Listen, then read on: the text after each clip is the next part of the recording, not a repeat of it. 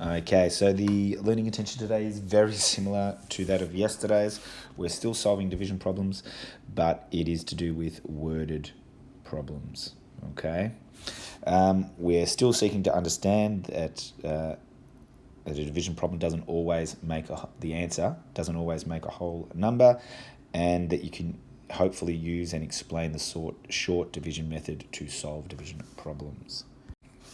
Alright guys, so it's basically division, so it's the same thing we've been working on yesterday, but obviously now our problems are in word stories. So you just need to interpret it correctly. First you need to know that there are certain keywords so that you know that it's a division problem. If you hear divided by, split, share, you are probably going to be doing division. Okay, so after you've worked out those keywords, the next part is to work out from the video or from the question what the numbers are that we're going to be dividing.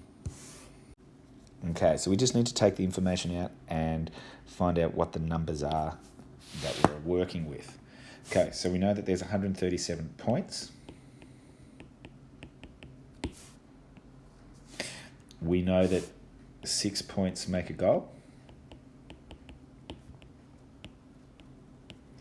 And we know that he's played 16 games. They're the possible numbers that we need to be working with.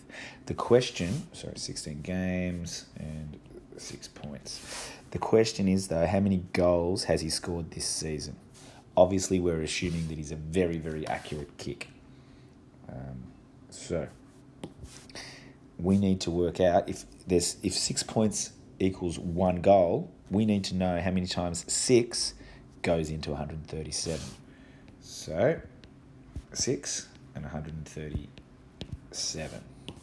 6 does not go into 1, so 6 goes into 13 twice with 1 remainder, and 6 does not go into 6 goes into 17 twice with 5 remainders.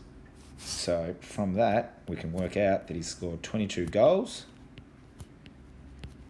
and 5 behinds. Alright, same as the previous question. We've got to work out what the numbers are that are important to us here. So, there we go. Let's highlight these out. So, Carly is having a picnic for 6 friends. That may be interesting information. The oldest friend, Vikram, is 10 years old. And the youngest is Daya, who is 6 years old.